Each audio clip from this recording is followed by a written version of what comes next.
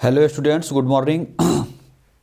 पिछले वीडियो में मैंने आपको मैथ के लॉन्ग क्वेश्चन का सॉल्यूशन दिया था। इस वीडियो में आपको फिजिक्स से शॉर्ट क्वेश्चन का सॉल्यूशन दे रहा हूं, तो वीडियो को शुरू से लेकर अंत तक देखें और क्वेश्चन को समझें। क्वेश्चन ये है कि प्रकाश के परावर्तन से आप क्या समझते हैं तथा इसके नियमों को लिखें। मतलब ये क्वेश्चन VVI आपके लिए एग्जाम में क्वेश्चन पूछेगा कि प्रकाश के परावर्तन से आप क्या समझते हैं तथा इसके नियमों को लिखें। शॉर्ट क्वेश्चन है, पर ये शॉर्ट क्वेश्चन 2 नंबर के लिए है। देखेंगे ध्यान से। क्वेश्चन है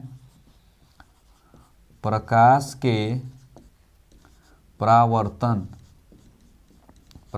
से आप क्या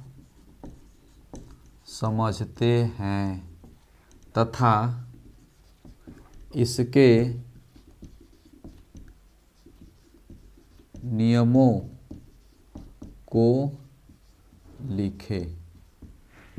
क्वेश्चन महाभिव्याय आगामी एग्जाम में 99% चांस है क्वेश्चन जो है ना पूछा जाएगा। तो क्वेश्चन है प्रकाश के परावर्तन से आप क्या समझते हैं तथा इसके नियमों को लिखें। प्रकाश का परावर्तन है क्या? देखिए, जैसे आप क्या कीजिए, कोई दर्पण ले लीजिए और इसको धूप में जो है ना ऐसे रखिए, तो आप देखिएगा दीवार के उस साइड जो है ना ऐसे ऐसे करने पर क्या होता है, उसका परछाई बनता है। मतलब क्या होता है, प्रकाश आया और सरफेस प्लेन सरफेस से क्या हुआ, टकराया, मतलब समतल सतह से टकराया। टकराने के बाद जो है ना उस डायरेक्शन में क्या होता है, उसका परछाई बनता है। तो इसी घटना को हम प्रकाश का परावर्तन कहते हैं। देखिए फिगर, देखिए इसका आप फिगर हमेशा राइट साइड में बनाएंगे।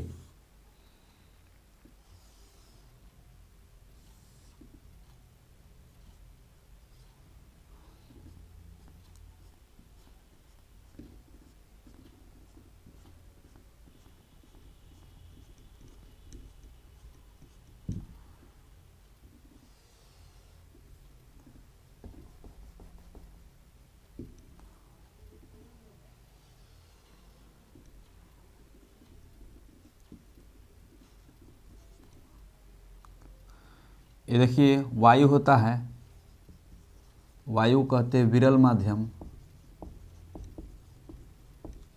और ये होता है कांच। कांच इसको कहते हैं सघन माध्यम। और ये जो सरफेस है इसको कहेंगे समतल दर्पण। समतल दर्पण। और ये क्या है, मान ले AOB और ये क्या है M। तो एओ जो रेखा इसको कहेंगे आपतित किरण। एओ जो रेखा आती है इसको आपतित किरण, जो जाती है इसको परावर्तित किरण। और दोनों के बीच जो 90 डिग्री पर रेखा खड़ी है इसको हम अभिलंब कहते हैं। तो चलिए, प्रकाश का परावर्तन है क्या? तो ये ऑब्जेक्टिव क्वेश्चन, प्रकाश के परावर्तन के कितने नियम हैं? तो 2 नियम हैं। प्रकाश के परावर्तन के नियम किस पे लागू होता है? तो ध्यान देंगे, ये सभी परावर्तक सतह पे लागू होता है। ऐसा नहीं कि सिर्फ दर्पण पे लागू होगा। जितना भी प्लेन सरफेस है सभी पर क्या होता है, प्रकाश के परावर्तन का नियम लागू होता है। आंसर लिखिए। देखिए ये वायु विरल माध्यम और कांच क्या, सघन माध्यम। तो प्रकाश विरल माध्यम से आया और दर्पण क्या है, सघन माध्यम। तो सघन माध्यम में टकराया और फिर विरल माध्यम में क्या हो गया, लौट गया। मतलब ये हुआ कि जब कोई प्रकाश की किरण एक माध्यम से चलकर दूसरे माध्यम में जाती है और दूसरे माध्यम के परावर्तक सतह से टकराने के बाद पुनः उसी माध्यम में लौट जाती है जिस माध्यम से वो आई रहती है, इस घटना को प्रकाश का परावर्तन कहते हैं। तो क्या लिखेंगे, आंसर लिखेंगे प्रकाश का परावर्तन। तो क्या होगा, जब कोई प्रकाश की किरण, जब कोई प्रकाश की किरण एक माध्यम से चलकर दूसरे माध्यम में जाती है तो दूसरे माध्यम के परावर्तक सतह से टकराने के बाद पुनः उसी माध्यम में लौट जाती है जिस माध्यम से वह आई रहती है। मतलब यह हुआ, जब कोई प्रकाश की किरण एक माध्यम से चलकर दूसरे माध्यम में जाती है और दूसरे माध्यम के परावर्तक सतह से टकराने के बाद पुनः उसी माध्यम में लौट जाती है, जिस माध्यम से वह आई रहती है, इस घटना को प्रकाश का परावर्तन, इस घटना को प्रकाश का परावर्तन कहते हैं। अब देखिए तो ये रेखा है, एओ क्या है, आपतित किरण, ओ बी क्या है, परावर्तित किरण, और ओ एम क्या है, अभिलंब। यहाँ पे हम थोड़ा सा चित्रानुसार लिख लेते हैं। चित्रानुसार क्या है, एओ बराबर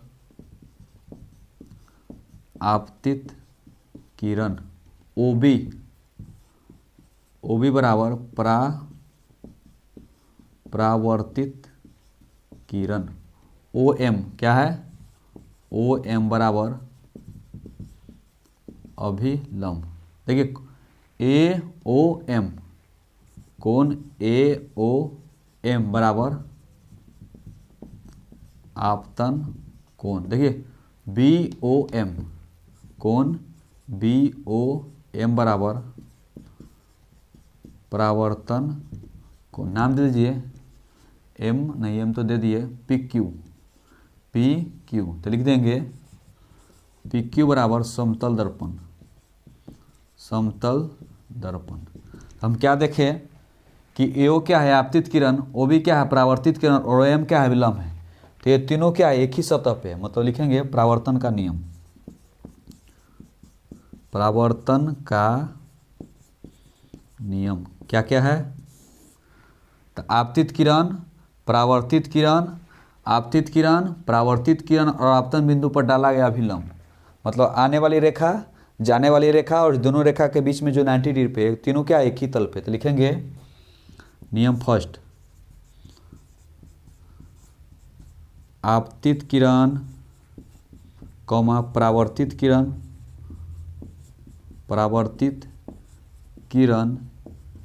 एवं आपतन बिंदु पर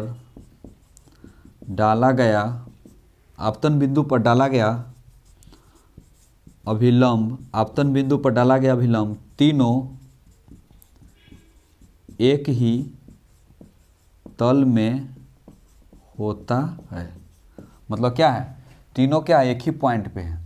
आपतित किरण, परावर्तित किरण और आपतन बिंदु पर डाला गया अभिलंब तीनों एक ही तल में होता है। दूसरा नियम, आपतन कोण हमेशा परावर्तन